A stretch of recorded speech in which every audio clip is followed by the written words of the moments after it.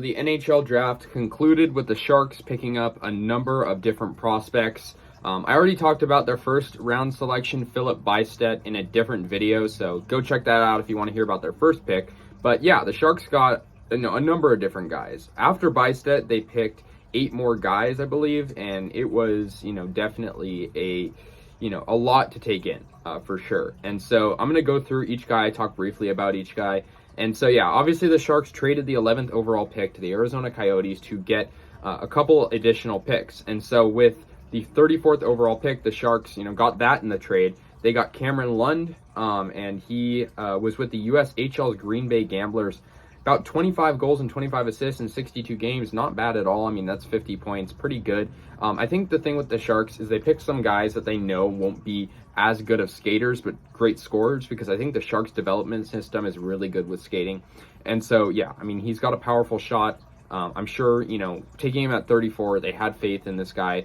I didn't know anything about him prior to the draft, but I think, getting that trade, I think with hindsight, it was probably a good move as we get in some, extra prospects here. So yeah, that was our 34th overall pick. And also in that trade, we got the 45th overall pick. So we got, with that, we got Matthias Havelid in the second round. He is a blue liner. He is not the biggest guy. He's 5'10", and he played for Linkopings, and I believe Philip Bystedt, he was teammates with him. So, they already know each other. He played 29 games in the J20 League, and he had 10 goals and 9 assists in 29 games. I mean, that's not bad. That's pretty solid. I mean, it's not, absolutely amazing numbers there, but, it's pretty solid. And so I think the Sharks took guys that maybe even could have gotten taken earlier, and they have, good mindset on who they wanted. So yeah, next up, the Sharks in the third round got Michael Fisher. He was a Northeastern commit, and he, I'm sure, will play, some years in the NCAA before he actually makes it to the NHL. And so yeah, I mean, he was sort of a gamble, I've heard. I mean, I don't think he's like the best player. He's 6'2", so he has the size. But, he put up 50 points in just 28 games. So I think he's sort of a diamond in the rough type of guy, but he's not the biggest goal scorer. He's more of an assist type of guy. He had 13 goals and 37 assists. That's a big ratio there. So, yeah. Next up, the Sharks in the fourth round actually got a goaltender, Mason Beaupit. He played in the CHL, and, that was actually one of their original selections. He played in the Spokane Chiefs in the WHL as well. And, I think his size is really the thing that's going for him. He's 185 pounds and 6'5". And so sort of, similar to Aiden Hill, our current goaltender. And I think, that's something we wanted. That's something we need. But, then again, we picked him in a later round for a reason. He's probably not going to see the NHL for a while. But, he's more of a 500 type of guy. He, lost about the same amount of games he won.